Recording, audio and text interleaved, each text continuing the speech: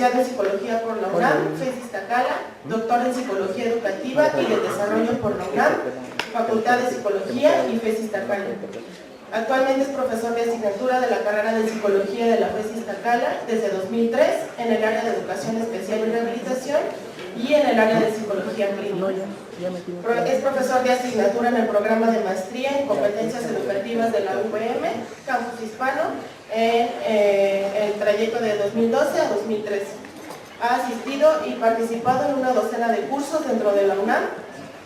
Ha sido tutor y dictaminador de 27 tesis de licenciatura en Psicología y asimismo ha participado en los programas de tutoría PRONAVES UNAM de 2007 a 2011 y en el programa institucional de tutorías PIC desde 2014.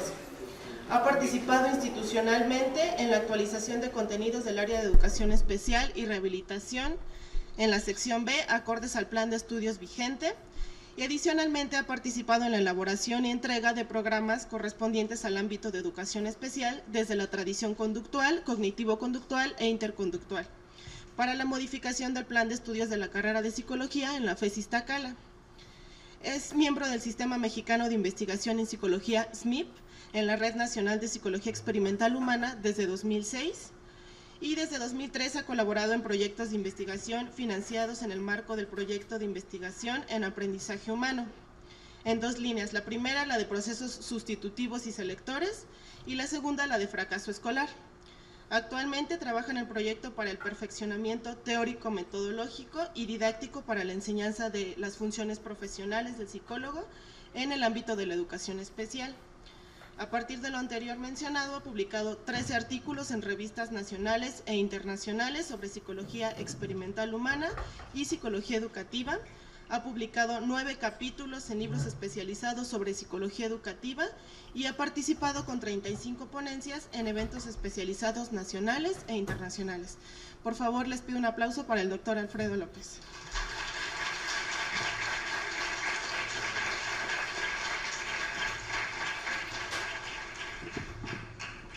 Bien, buenos días, muchas gracias por tan amplia presentación. Muchas gracias a todos los presentes el día de hoy, y también quiero agradecer de inicio al comité organizador, principalmente pues, bueno, a los doctores Isaac Camacho, la doctora Rosalinda Arroyo, que han sido pues, entrañables compañeros a lo largo de esta travesía dentro de la FES Iztacala. Y pues bueno, trabajo, esta presentación que les traigo el día de hoy, la titulé La tradición conductual, cognitivo-conductual e interconductual en el ámbito de la educación especial, un caso. Esto del caso, pues bueno, hace referencia particularmente a la experiencia personal. Yo espero que a partir de todo esto que les comparta el día de hoy, pues bueno, pueda ser de apoyo por si todavía están en la duda acerca de qué se trata el ámbito de la educación especial y pues cómo ha sido la elección particularmente de la tradición conductual y qué es lo que ha aportado, al menos en el caso personal, hacia el trabajo en la educación especial. E inevitablemente, una de las principales cuestiones que se pueden presentar a lo largo del desarrollo personal y sobre todo si es que hay la posibilidad de pues continuar con sus estudios después del bachillerato, tiene que ver con la elección de la carrera profesional, ¿no? ¿Qué es lo que voy a elegir? ¿Hacia dónde me voy a ir? ¿No? Esto también tiene que ver mucho, sobre todo en cuanto a una proyección a futuro, particularmente de profesionalización y lo laboral, ¿no? ¿Qué es lo que quiero hacer? ¿En qué quiero trabajar específicamente? De acuerdo a algunos autores, pues bueno, se señalan como criterios de elección para lo que sería la carrera profesional. Primero hablamos de la institución, hablaríamos por ejemplo del proceso de selección que se da para ingresar a dicha institución, el prestigio de la misma. Evidentemente, pues bueno, ahí en el caso de la UNAM creo que el prestigio es bastante bien sabido por todos, entonces ese es un punto que nos ayuda bastante en ese aspecto. Y también la demanda de la carrera, es decir, qué tanto prestigio tiene. Si ustedes ya lo saben o ya se los han comentado en algún momento, pues bueno, psicología actualmente se encuentra en una de las 5 carreras más demandadas en lo que es el sistema educativo a nivel superior en México, ¿no? Entonces, eso habla acerca de, bueno, cierto interés que pudieran manifestar los jóvenes estudiantes hacia lo que sería la psicología y también, pues bueno, pensar en cuáles son sus perspectivas, que ya decíamos hace un momento, acerca de su proyección laboral. ¿Qué les interesaría trabajar o cómo perciben lo que sería la labor o la función de un psicólogo?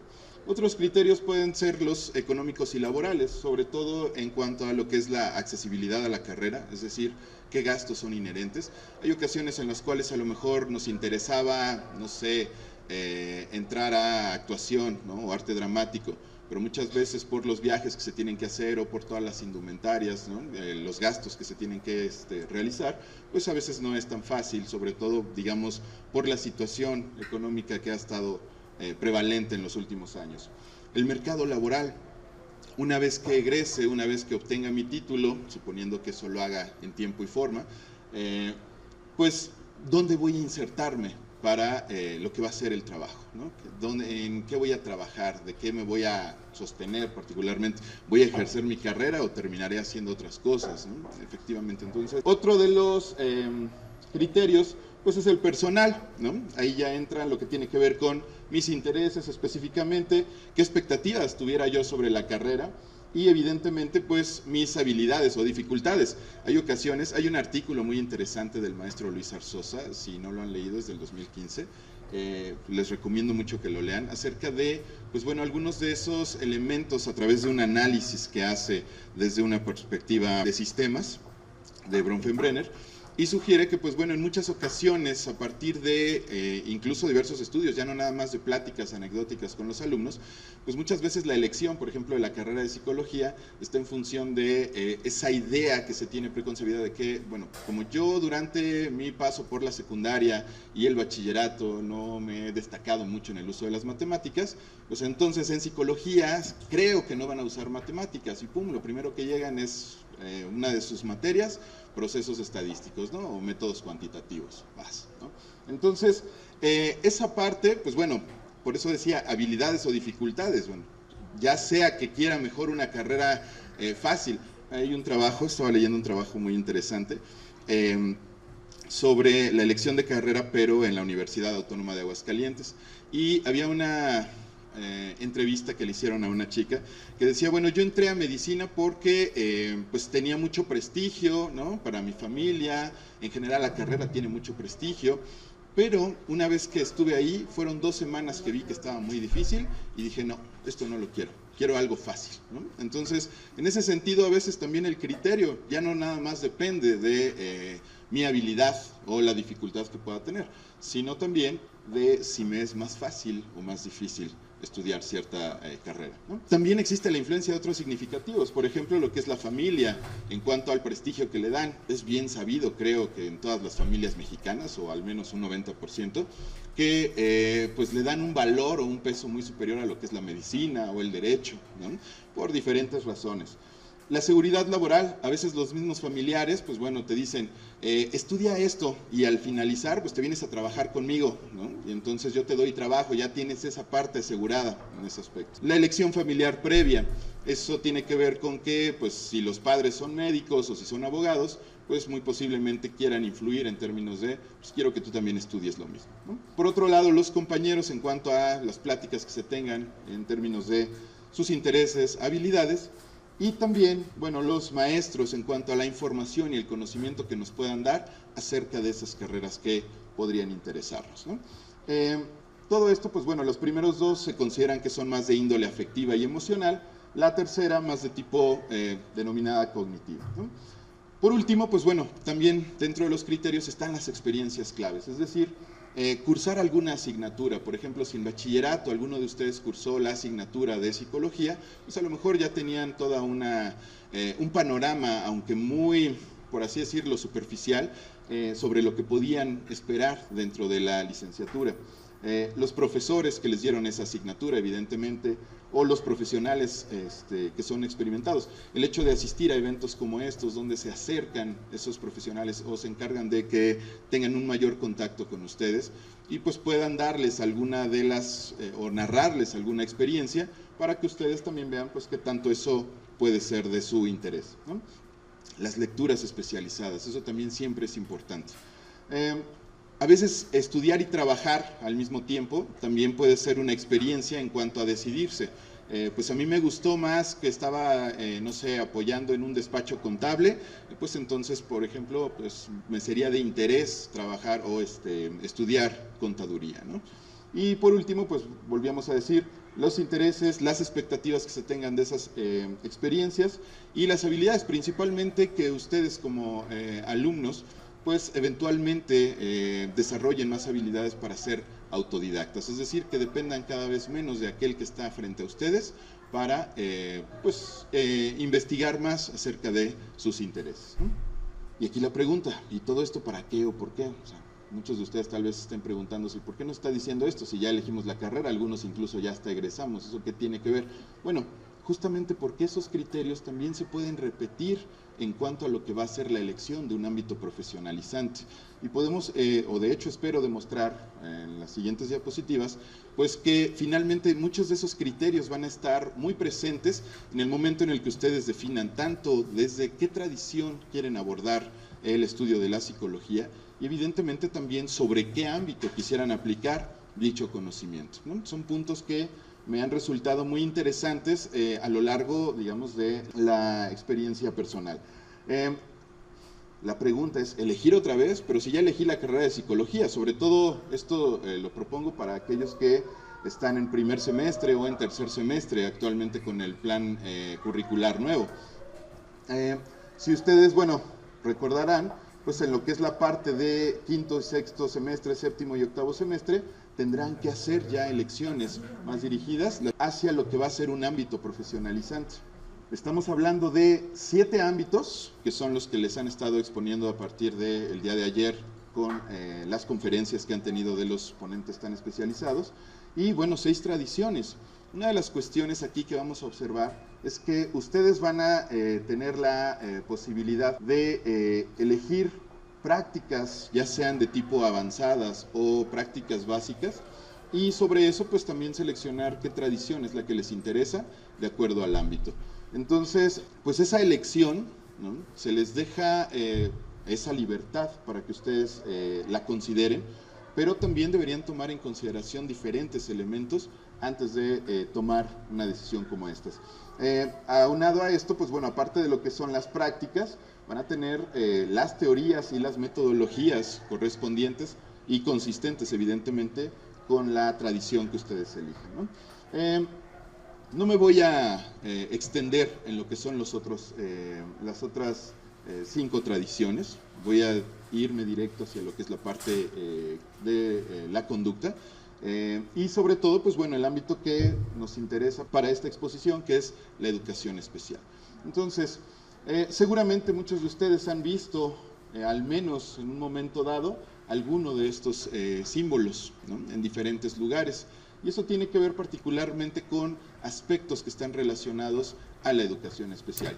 Estos símbolos que se les presentan en la parte superior de la diapositiva, pues son los logos internacionales que se utilizan para referirse a las discapacidades.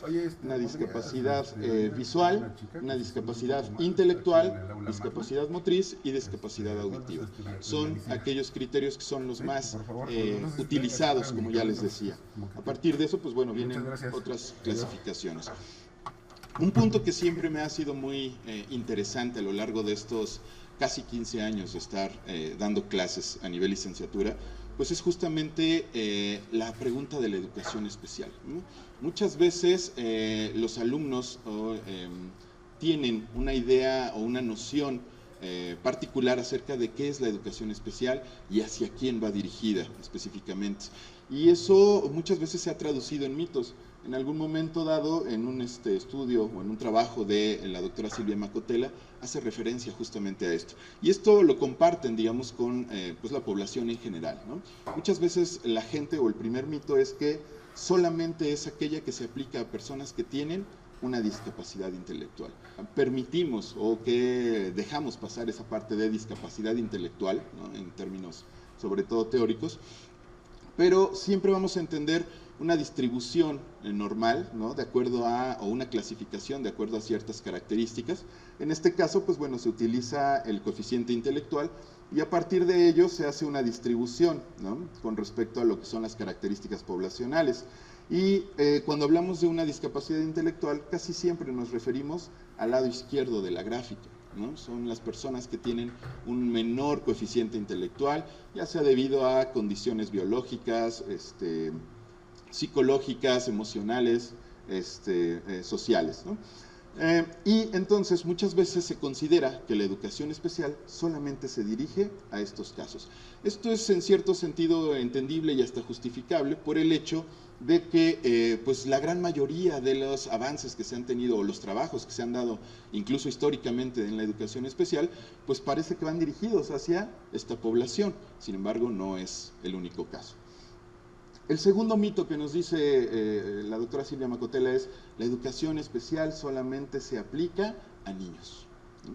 Eso también es un caso muy particular o un mito bastante propagado, pero esto también se justifica en el sentido de que partiendo sobre todo de las características del desarrollo humano, pues hablamos del trabajo en la infancia temprana, particularmente a manera de prevención, y también evidentemente porque son periodos críticos justamente en los cuales se van desarrollando habilidades muy simples que van a ser de utilidad o que van a permitir aprendizajes más complejos posteriormente, ¿no? Sin embargo, no podemos negar que esos niños eventualmente se convertirán en adolescentes y también en adultos con necesidades educativas especiales, ¿no? No por, digamos, como en el ejemplo de la imagen, son personas con síndrome de Down, no podríamos decir que llegando a un punto, sobre todo de maduración de su edad, pues se quita eso, ¿no? O sea, no cumplen un buen día, amanecen cumpliendo 18 años y ya se me quitó el síndrome de Down, qué padre. Eso no va a pasar, ¿no? Es un trastorno del neurodesarrollo, es decir, que lo van a presentar desde la primera división celular, es decir, a partir de la fecundación, hasta el día en que se mueran, ¿no? Entonces, en ese sentido es que debemos entender que no vamos a, no solamente nos enfocamos hacia lo que es el trabajo con niños, también trabajamos con adolescentes y se trabaja con población de adultos. Y eso es un punto bastante importante. El tercer mito tiene que ver con los servicios que se dan sobre la educación especial. Muchas veces se piensa que el servicio de educación especial solamente se imparte en instituciones o escuelas de educación especial o incluso en ámbitos ya más de tipo hospitalario, por ejemplo, ¿no? Me refiero a lugares residenciales donde internan a las personas y pues bueno, ahí las van a ver una vez al mes, etcétera, etcétera, y esperan pues bueno que los especialistas pues se hagan cargo de darles cierta calidad de vida al menos. Entonces, no solamente ese es el caso, de hecho, una de las principales cosas que podemos observar es que la educación especial se puede proporcionar o se puede impartir también dentro de los salones de clases regulares, eso no es una limitante como tal en ese sentido. Sin embargo, bueno, hay ciertas condiciones, sobre todo dentro de nuestro tan vilipendiado sistema educativo mexicano, que pues hacen que a veces sí se manejen ciertas condiciones muy peculiares para la educación especial. Ahora, para definir la educación especial ya como ámbito, podemos encontrar dos definiciones. La primera es a nivel institucional, y esto nos habla de que es un subsistema de la educación regular y que proporciona servicios a todos aquellos. Imagínense cómo está la situación de los mitos que les acabo de mencionar, que hasta el discurso oficial señala particularmente a los niños, ¿no? Entonces, proporciona servicios a los niños que no se ajustan al sistema educativo regular y que difieren de una norma o un estándar. Hasta ahí, bueno, seguimos entendiendo lo que veíamos en la gráfica del lado izquierdo de la curva de distribución. En México, el organismo que se encarga de esto es la Secretaría de Educación Pública, evidentemente. Actualmente la Dirección General de Desarrollo Curricular, anteriormente era la Dirección General de Educación Especial. Y se dirige, es decir, ¿hacia quiénes va? Bueno, lo plantean en dos elementos. Uno, los alumnos sobresalientes. Un punto interesante aquí es que ya incluye al otro extremo, es decir, a todos los que se salen de esa norma. Bueno, ya hablamos de los extremos, hablamos del extremo hacia la baja, pero también hablamos del extremo hacia la alta, ¿no? Entonces, a los alumnos sobresalientes y a los alumnos que tienen otras condiciones, como lo es autismo o trastorno por espectro autista, trastorno por déficit de atención, problemas de lenguaje, problemas de aprendizaje. Aquí algo que es interesante es que muchas veces, bueno, nuevamente se genera ese, o se replantea ese primer mito, y dicen, bueno, ya no es nada más para aquellos que tienen una discapacidad intelectual, ya también va orientado hacia lo que es, o se dirige hacia lo que son los alumnos sobresalientes. Pero podría uno pensar, y los que están debajo de esa mayor parte de la curva no necesitan educación especial. Muchas veces nos hemos encontrado con que en efecto tienen ciertos requerimientos o ciertas necesidades muy particulares, a pesar de que a lo mejor no presenten un trastorno a nivel físico o biológico, pues evidentemente hay ciertas necesidades. Hay ocasiones, y ustedes seguramente se habrán dado cuenta o lo habrán visto entre ustedes mismos, que algunos de nosotros tenemos más habilidades para lo que son las matemáticas, pero menos habilidades que los demás para socializar, ¿no? Sea en una fiesta, o sea en un bar, o sea donde sea, pero tenemos menos habilidades. Entonces, en ese sentido, cuando hablamos de cierto desarrollo en términos de lo que son áreas de comportamiento, pues vamos a encontrar que siempre hay una necesidad específica. Dentro de los objetivos de la educación especial que se nos plantean, bueno, el primero tiene que ver con rehabilitación, es decir, una vez que ya se presenta alguna alteración particular, y entonces, pues bueno, hay que compensar particularmente esos sistemas. Por ejemplo, los casos de las personas con alguna deficiencia sensorial, visual o auditiva, pues aparte del trabajo compensatorio, tiene que darse un sistema o una aplicación para que pues puedan, por ejemplo, en el caso de las personas con hipoacusia o con sordera, pues comunicarse con los demás, por ejemplo, a través del lenguaje de señas, etc. Procedimientos especiales para el aprendizaje de destrezas, esto va orientado hacia lo académico específicamente, y esto volvemos al punto de que hace referencia a los casos que se encuentran dentro de la educación regular. Y por último, el desarrollo de potencialidades en los individuos excepcionales, o también conocidos como los sobresalientes.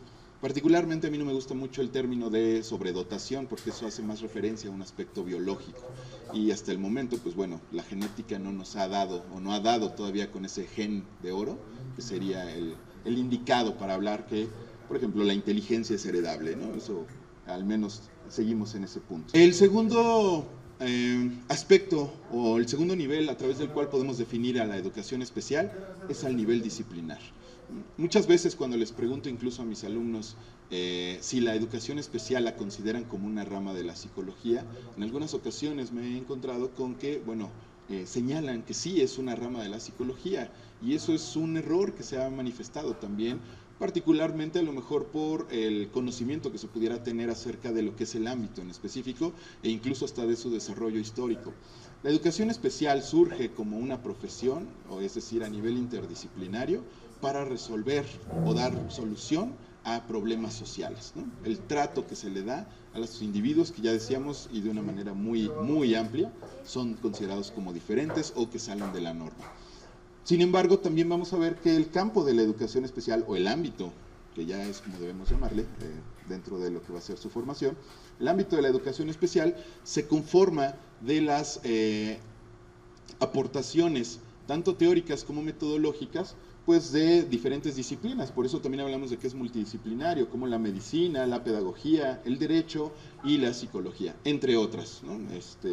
Podemos encontrar muchísimas otras disciplinas que han aportado diferentes cosas hacia lo que es la educación especial.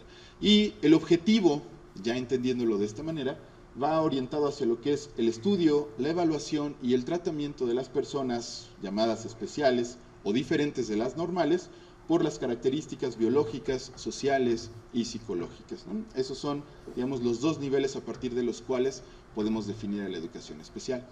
Ahora sí, bueno, ¿y la psicología qué tiene que ver en la educación especial? ¿Qué es lo que nos ha aportado?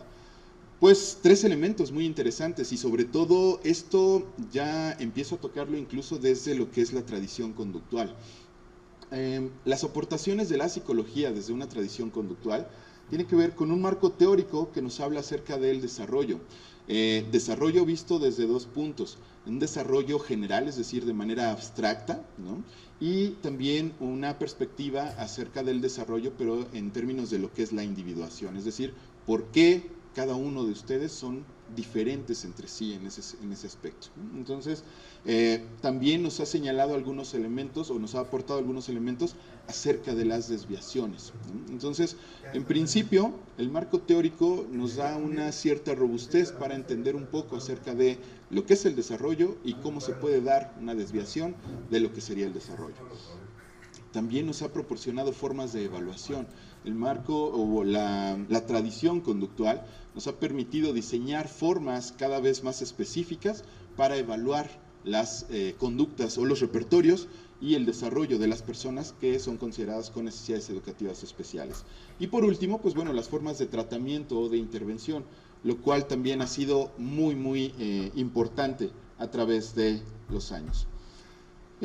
Brevemente, bueno, se habla de que alguien presenta un retardo en su desarrollo cuando se presenta una condición inadecuada en términos de repertorios conductuales en comparación con individuos de la misma edad y de la condición. Aquí esta gráfica, bueno, trata de representar a través de lo que es el tiempo, ¿no?, en el caso de una persona en específico, y cualquier área de desarrollo, puede ser esta motricidad, puede ser socialización, puede ser autocuidado, lenguaje incluso, y pues bueno, esta línea permitiría señalarnos cuál es el desarrollo normal o cuál es el desarrollo esperado, de acuerdo a lo que se consideraría dentro de ese tiempo. Pero podemos observar también que puede darse una condición de desvío de desarrollo y ahí podemos hablar de un retardo en el desarrollo. Hablamos de tasas con retardo, ¿no?, o también podemos hablar de tasas más aceleradas en el caso de las personas que tienen o que son consideradas como sobresalientes. Ahora bien, esto no es necesariamente, esta es una representación meramente hipotética, puesto que realmente si lo viéramos de una forma mucho más parecida o mucho más cercana, estaríamos hablando de que tiende a ser muy dinámico. Hay ocasiones en que en ciertas áreas del desarrollo, por ejemplo la motricidad, puede haber algunos casos donde se presente un ligero desvío en el desarrollo, pero posteriormente se compensa y su desarrollo sigue siendo normal, ¿no? O incluso puede hasta superarlo en un momento dado y mantenerse subiendo y bajando. Entonces podríamos decir que esto sería más dinámico. Pero digamos, la idea de señalar esta discrepancia es particularmente lo que hablamos de dentro de la tradición conductual como un retardo en el desarrollo. Y esto es importante para nosotros porque los mismos factores que consideramos que promueven el desarrollo desde lo esperado o lo normal son los que están en función cuando se presenta un retardo dentro del desarrollo. Entonces, no se recurre desde la tradición conductual a crear otros términos u otras entidades de las cuales a veces son difíciles hasta de definir para hacer una explicación al respecto, ¿no? ¿Y qué hace el psicólogo en la educación especial? ¿Cuáles son sus funciones? Bueno, pues básicamente estas 5 que si ustedes ya han revisado las mismas, son exactamente las mismas que se hacen en cualquiera de los otros ámbitos que han estado comentándoles, ¿no? Detección a través de observación y medición, desarrollo de programas, rehabilitación, planeación y prevención e investigación. Un aspecto bien interesante también en cuanto a lo que es el ámbito de la educación especial es que no solamente se trabaja dirigido hacia el individuo que presenta la condición de retardo, es decir, hacia la persona con alguna discapacidad o algún retardo en su desarrollo, sino también con las familias de esa persona, ¿no? Esto también para lograr una mayor integración justamente respecto a lo que son sus formas de comportamiento y finalmente pues para que ellos vean también todos estos cambios que se logran en lo que es su vida cotidiana. De manera muy rápida podemos ver que la evolución de la educación especial ha sido a través de este pequeño diagrama, ¿no? Al principio, bueno, pues eran excluidos, después eran segregados, ya no los dejamos que anden por ahí vagando, pero los ubicamos en un espacio confinado. Posteriormente, pues bueno, ya en la actualidad tenemos un discurso mucho más de tipo de políticas públicas sobre lo que es integración e inclusión. Lo que queremos es que compartan o que tengan las mismas posibilidades de desarrollo que cualquier otra persona. Entonces, el discurso ha cambiado hacia lo que es la equidad particularmente. Ahora, ¿cómo elegir la tradición? Bueno, Es un aspecto difícil para más o menos presentárselos de una manera relativamente racionalizada. Thomas Kuhn, en su libro de la atención esencial, nos dicen, bueno, los criterios que se establecen o características de una buena teoría científica tendrían que ser la precisión, es decir, que los resultados o las consecuencias que se pueden deducir de dicha teoría sean pues aplicables en diferentes observaciones y experimentos. Y creo que eso la tradición conductual nos lo ha dado con bastantes elementos a través de su historia. Coherencia, que no solamente sea consistente a nivel interno, es decir, lo teórico con lo metodológico, sino también que cuando se habla de otras teorías que explican o que se relacionan con ciertos eventos de la naturaleza, pues tenga justamente esa parte de la coherencia. Aquí podemos ver pues que mucho del desarrollo conductual, incluso desde Skinner, pues tiene que ver bastante o se apega muchísimo a aspectos de la biología evolutiva particularmente, ¿no? Cuando hablamos de modificaciones de comportamiento, adaptación de la conducta hacia las demandas de la situación y evidentemente pues bueno, evolución hacia formas cada vez más complejas de comportamiento. Amplitud, que los resultados que se pudieran haber observado, por ejemplo, en algunos experimentos, pues también puedan verse reflejados ya en otro tipo de estudios con diferentes poblaciones. No nada más, por ejemplo, que los resultados que se observan dentro de los trabajos a nivel de la disciplina básica, es decir, por ejemplo, con organismos como las ratas o los pichones, pues bueno, cómo esto también se aplica directamente a lo que es el desarrollo de la conducta. La simplicidad, bueno, el orden que le va a dar y la estructura que le va a dar justamente a esa teoría, y la fecundidad, que permita cada vez una mayor cantidad de experimentos e investigaciones, e incluso pues que se permita también comprender más fenómenos de los que se está hablando. Esos son, creo yo, o desde mi punto de vista, unos puntos que me resultaron muy importantes para seleccionar o para considerar lo que fue la tradición conductual, ¿no? Es decir, desde un punto un poco más objetivo. Sin embargo, también existen factores idiosincrásicos que son dependientes de la biografía individual. Eso ya es muy relevante a cada uno de ustedes. Por ejemplo, los compañeros, el tener dentro de su clase a compañeros con los cuales puedan discutir o debatir de manera sana, lo más posible, ¿no? Sobre sus intereses y sus habilidades, es un punto bastante importante. Y creo que en ese aspecto, digo, al menos en mi caso particular, pues puedo hablar de que me tocó un momento o una generación muy interesante, puesto que compartimos espacios, por ejemplo, con el doctor Isaac Camacho, y justamente eso era lo que hacíamos, a veces en esos cambios de una clase a otra, salíamos a platicar acerca de lecturas que hacíamos, que no eran directamente sobre lo que nos habían solicitado para las clases, y eso también nos permitía como que ir creciendo, ir discutiendo un poco más respecto a ciertos intereses que compartíamos, ¿no? Las habilidades, como ya decíamos, de ser autodidacta, y evidentemente, pues bueno, los maestros en cuanto a la información que nos dan, al conocimiento que tienen de la tradición, ¿no? A mí me sigue pareciendo muy divertido y los quiero mucho esos profesores que reniegan bastante de la tradición conductual, ¿no? Pero al final de cada clase siempre están pidiendo a ver quiénes son los que participaron para darles sus puntos, ¿no? Entonces es una cuestión como de que odio el conductismo, no me gusta el conductismo, pero pues bueno, a ver, levante la mano quien participó para registrarlo, ¿no? Entonces, bueno, son cuestiones muy curiosas, ¿no? Y las experiencias clave, y esas experiencias clave, pues bueno, se pueden dar a lo largo de lo que es ya su formación, específicamente dentro de la carrera, ¿no? Particularmente, pues bueno, lo que va a ser para quienes están dentro del nuevo plan, esta selección de las prácticas que se viene a partir de quinto semestre, y para quienes, bueno, ya están terminando o quienes ya concluyeron incluso, pues simplemente recuerden aquellas prácticas que tuvieron y los entornos o los escenarios en donde las realizaron, ¿no? Todo eso tiene que ver desde mi punto de vista. Ahora sí, el caso personal, ¿no? Ya habiendo hablado de todos los elementos que considero que pudieran ser necesarios, pues el caso personal, heme ahí en el 2003, hace casi 15 años y ya bastante tiempo, me encontraba todavía terminando lo que es mi proyecto de titulación, ¿no? Y fue algo muy curioso, ¿no? Porque, pues bueno, mi proyecto de titulación, yo desde quinto semestre ya había identificado que lo que me interesaba era la tradición conductual, ¿no? Ya habíamos pasado 2 semestres trabajando conductismo, ¿no?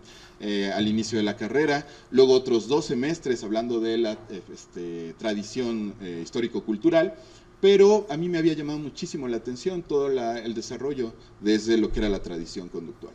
Y como les decía, pues bueno, todo esto que tenemos en común con otros compañeros en cuanto a lo que es nuestros intereses, como les decía, bueno, dentro de nuestra generación, pues aparte del doctor Isaac Camacho, está el doctor Héctor Silva, si es que lo conocen, y pues platicábamos de manera muy frecuente, incluso nos encontrábamos en diferentes eventos.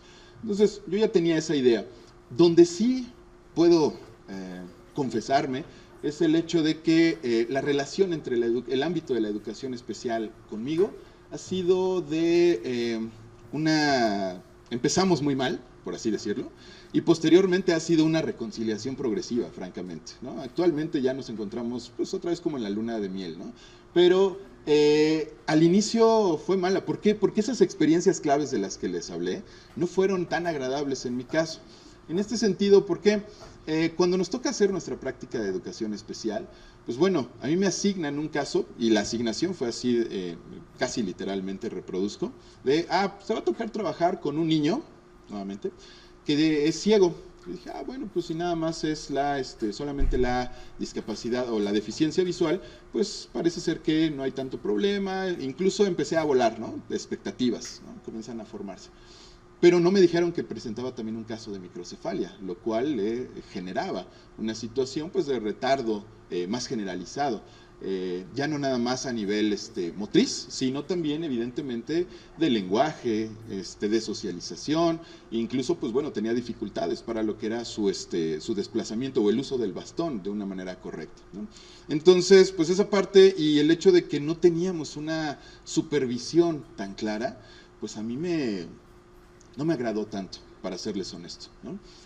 Aparte, pues las clases en la parte teórica, pues tampoco fueron como lo más padre. Al principio fue una cosa muy curiosa, porque se nos presentó de una manera muy simpática.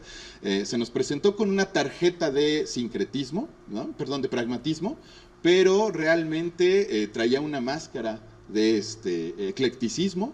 Sin embargo, en la realidad era puro sincretismo, ¿no? O sea, vimos neuropsicología, interconductismo, vimos un artículo piagetiano, o sea, le mezclaron de todo, ¿no? Y sobre eso la idea era que, bueno, pues de todo esto, ustedes cómo lo aplican al caso con el que están trabajando. Entonces, no había una consistencia realmente o esa coherencia de la que estábamos hablando en un momento dado. Entonces, eso también fue bastante preocupante y honestamente lo que fue de quinto, bueno, ya lo que fue séptimo y octavo, como que hubo cierta consistencia, ya empezamos a verlo de un poco más desde la perspectiva conductual, pero aún así el daño ya estaba hecho, por así decirlo, ¿no? Entonces, en el 2003, volviendo a ese punto, estaba yo concluyendo mi proyecto bajo la supervisión de la doctora María Luisa Cepeda, un trabajo sobre discriminación condicional, igualación a la muestra de primer orden, nada que ver con educación especial, como les digo, sin embargo, todo que ver con lo que era la tradición conductual, evidentemente. Y un buen día, ¿no? Justo cuando ya estaba preparando mi escrito final, pues se presenta la doctora Carmen Yolanda Guevara Benítez. Yo hasta ese momento no la conocía. Ella llega pidiéndoles a la doctora Luisa Cepeda o a la doctora Diana Moreno, pues si tenían algún alumno que ya estuviera a punto de titularse para que pudiera ser considerado en un proceso de selección para ingresar al área de educación especial. Entonces, pues la doctora Cepeda me propone y lo que hace la doctora Yolanda es, bueno, aparte de presentarse y todo, pues me dice que revise este libro, este pequeño libro que es Psicología Conductual, lo pueden conseguir aquí en la librería. Es una cosa, yo cuando lo leí la primera vez creo que me tardé como 2 horas, realmente, es muy pequeño, pero es una cosa maravillosa, porque finalmente todo lo que yo habría esperado de revisar dentro de lo que fue tanto mi práctica como las clases teóricas, ahí se condensaba. Y no lo había visto. Y entonces la primera pregunta fue, ¿y dónde estaba esto antes de o durante el momento en el que yo estaba realizando mi trabajo? y pues lo que me dijeron es que apenas lo estábamos escribiendo, la primera edición fue del 2001, ¿no? Entonces todo eso había pasado desde el 99 y esto yo no lo pude ya ver, ¿no? La doctora Carmen Yolanda Guevara Benítez, ella tiene una, vasta experiencia en lo que es la educación especial. Podríamos considerarla en cierto sentido como una de mis madres a nivel profesional, ¿no? Porque no solamente me permitió ver un nuevo panorama en lo que era el ámbito de la educación especial, sino que también fue mi tutora dentro de lo que fue el programa de doctorado en psicología educativa. Entonces, pues a ella le agradezco muchísimo. Posteriormente, después de leer ese libro, a pesar de que era muy interesante y muy bueno, sobre todo para la formación de los alumnos, pues me quedó, por así decirlo, me quedé como con ganas de más, ¿no? Y empecé a buscar. Entonces, ¿qué más hay? ¿Qué más se ha desarrollado? Y me encontré con estos dos libros, ¿no? Bueno, no es que los encontrara o que los descubriera, ya estaban presentes, pero no los habíamos revisado como tal. Estos dos libros son parte de la tradición, o podríamos decirlo de esa forma, de la edad de oro de la educación especial dentro de la NEP Iztacala, en ese entonces, ahora FES Iztacala. Y personas, sobre todo como el doctor Edgar Galindo, ¿no? Fueron de los que ayudaron a construir toda esa parte curricular de lo que es la educación especial. Y son libros totalmente interesantes, a pesar de que podríamos encontrarle ya algunas situaciones, sobre todo por la fecha, ¿no? Son de 1984, pero pues son elementos todavía muy interesantes con respecto, sobre todo, por ejemplo, a el de los programas. De ahí, ¿qué más puedo leer? ¿Sobre qué más puedo entender para seguir trabajando la tradición? Bueno, pues uno de los que son más básicos y también seguramente hasta sueñan varios de mis alumnos, es el de técnicas de modificación de la conducta del doctor Emilio Ribes, ¿no? Ese es básico y sobre todo que, ya ahí mismo lo dice, su aplicación al retardo en el desarrollo, no hay de otra. Si quieren algo más directo, no lo van a encontrar así de simple, ¿no? A partir de eso, pues también, ¿qué otros libros tiene? ¿Qué más habla acerca de lo que es la tradición? ¿Cómo puedo entender más esta parte teórica para los diseños metodológicos que se tienen, ¿no? Pruebas también que se han diseñado en México, la doctora Silvia Macotela, que ha sido un pilar muy fuerte en la educación especial, ella era de la Facultad de Psicología, y pues una de las pruebas que más hemos ocupado, el inventario de habilidades básicas, o también la prueba del inventario de ejecución académica, que es muy, muy útil, y que, pues no nada más sus aportaciones están en términos metodológicos en cuanto a lo que es la evaluación, sino también formas de intervención. Además, la doctora Silvia Macotela era una persona muy, muy cálida. A mí, el tiempo que yo la conocí, era una persona muy agradable, muy interesada en cada uno de sus alumnos y de todos sus proyectos, ¿no? Desafortunadamente, pues falleció, pero verdaderamente es un recuerdo muy grato, aunque haya sido un tiempo muy limitado el que tuvimos para compartir. ¿Qué otros elementos podemos encontrar? Los desarrollos ya conocidos de Cantor, de Skinner, de Bijoux. En el caso de Bijoux, pues particularmente lo que tiene que ver con el desarrollo del comportamiento, es un aspecto interesantísimo. Todo lo que se ha planteado desde la perspectiva, por así decirlo, radical, desde Skinner.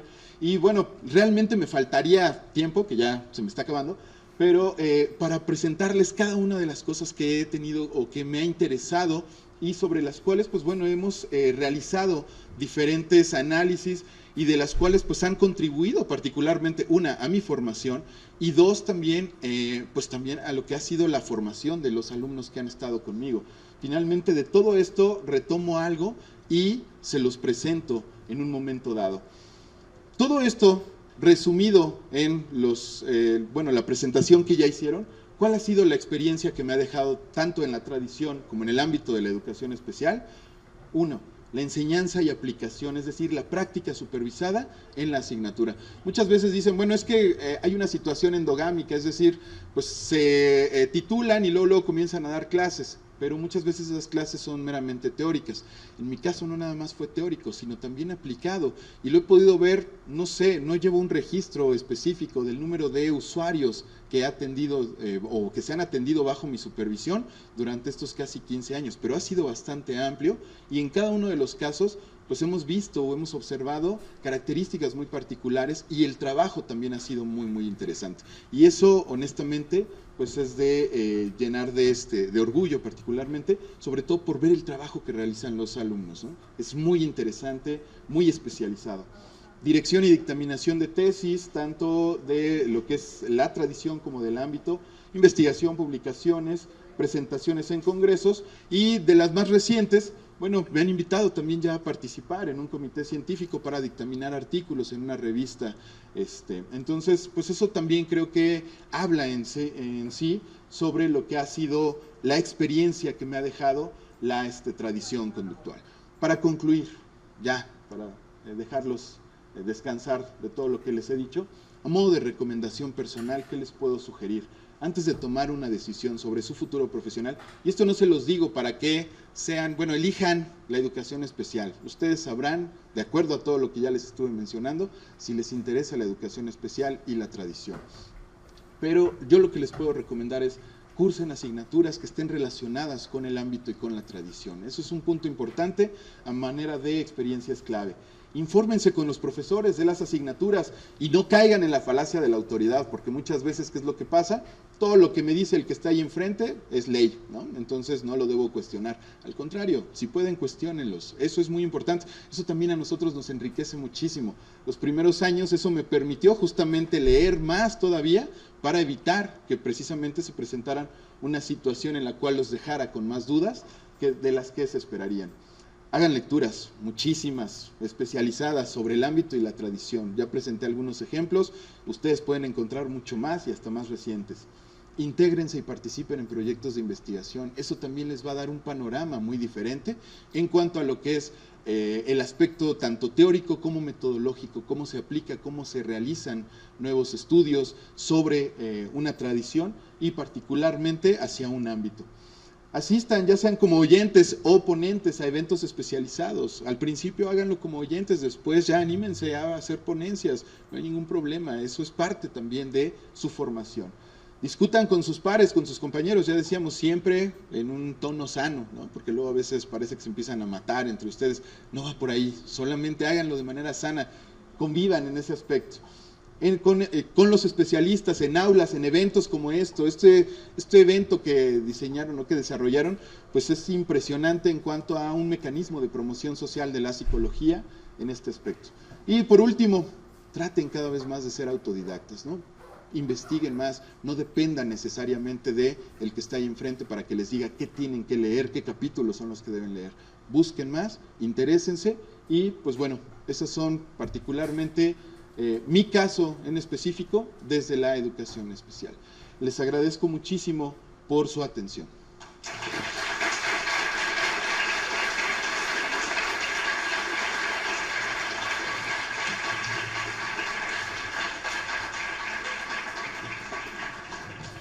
Bueno, agradecemos mucho al doctor Alfredo por su conferencia y hay tiempo de que si alguien le quiere hacer una pregunta. Bueno, escuchaba que mencionaba mucho eso de que la educación especial casi siempre se enfoca a los niños y quería preguntarle si usted ha tenido alguna experiencia con un adulto, o sea, adulto o adulto.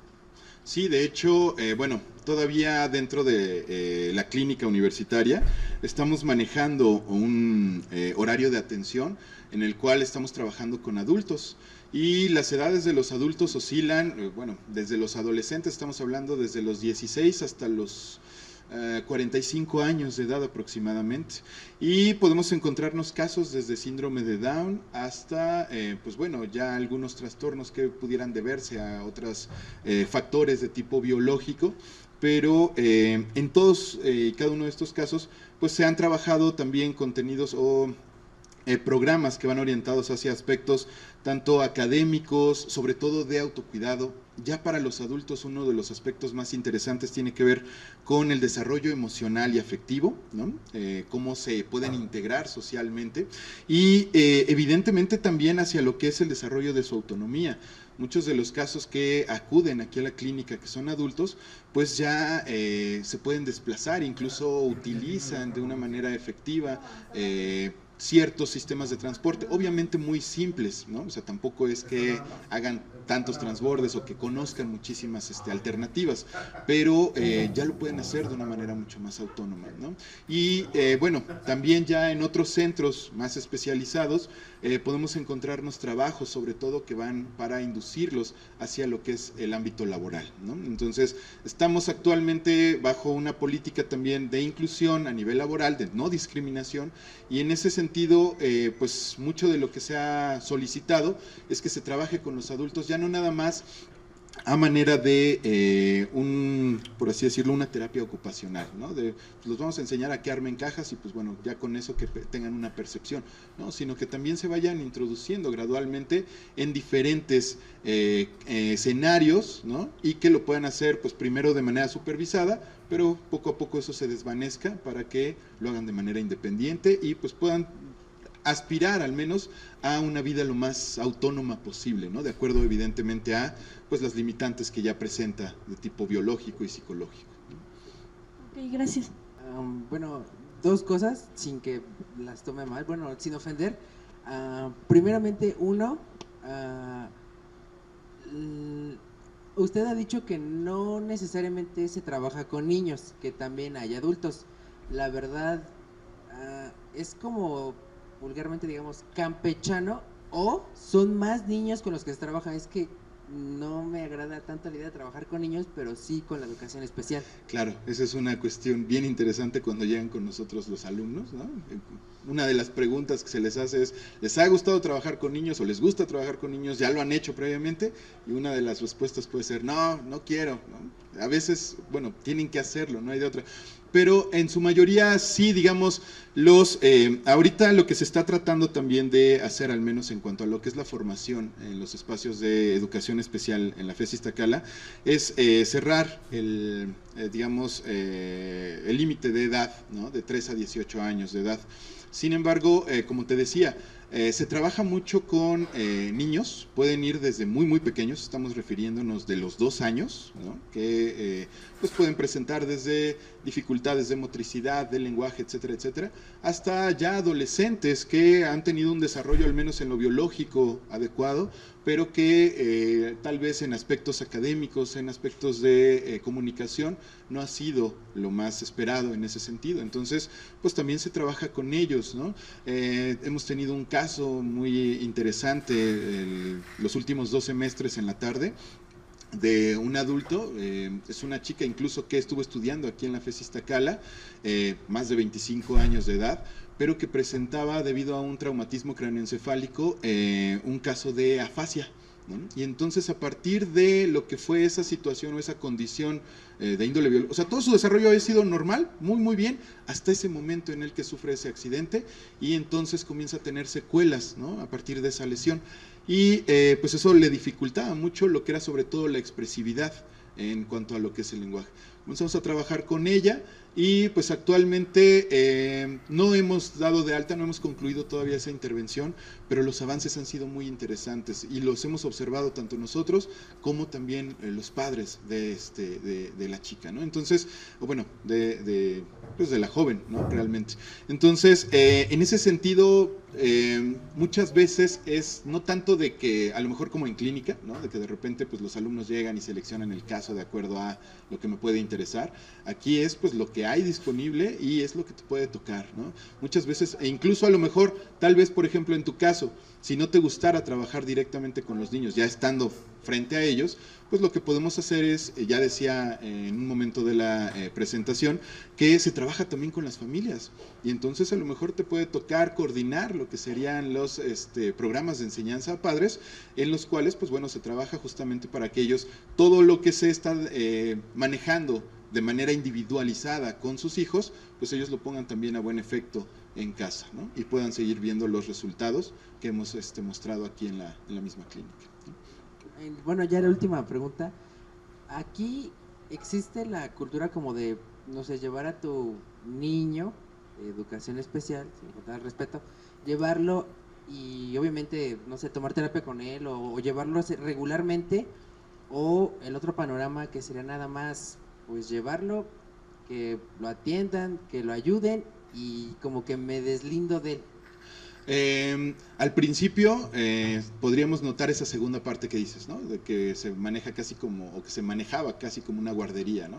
Te lo dejo ahí 2 horas y pues ya tú te encargas de él, ¿no? Y de preferencia, si puedes hacer magia y en una sesión, pues ya que quede bien, ¿no? Lo más adaptado posible.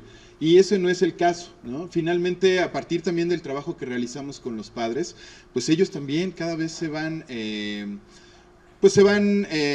haciendo partícipes de una mejor forma hacia lo que es el trabajo con sus hijos. Dentro de la población, nuevamente, de los adultos que les estaba comentando, pues vemos también que algunos ya se manejan de forma autónoma, en otros casos, pues bueno, todavía vienen acompañados con sus padres, pero son padres muy proactivos, ¿no? Y son padres que, debido a que ya tienen aquí, por ejemplo, en lo que es el servicio de atención de educación especial, pues a veces más de 10 años, pues incluso ellos mismos ya entienden muchos de los elementos sobre los que se han estado manejando dentro de lo que son las aplicaciones psicológicas, ¿no? Entonces, pues a veces ellos también apoyan un poco a los mismos alumnos, ¿no? En cuanto a qué es lo que pueden hacer. Algunas ocasiones, pues bueno, como que se les quiere pasar la mano y ya se sienten también ellos como que son terapeutas, pero nuevamente, bueno, hay que comentarles, ¿no? O sea, nosotros somos las personas que nos estamos especializando en este aspecto, en este ámbito, y somos los que estamos trabajando directamente con su hijo. Y entonces, pues bueno, eso ya también, y de una manera evidentemente muy, muy tranquila, muy razonada, hace que ellos cada vez más apoyen el trabajo con sus hijos, ¿no? Y eso creo que es muy interesante. De hecho, que vengan y que te busquen directamente, ¿no? En términos de, pues es que a mí me comentaron en la escuela en la que está mi hijo inscrito, resulta que viene su compañero al servicio de atención con usted y tanto la maestra de la escuela como los demás padres de familia hemos notado que tal niño o tal niña ha tenido un incremento muy interesante en lo que es tanto su expresión del lenguaje y sus habilidades académicas. Entonces, pues yo quisiera que también trabajara con mi hijo porque fíjese que...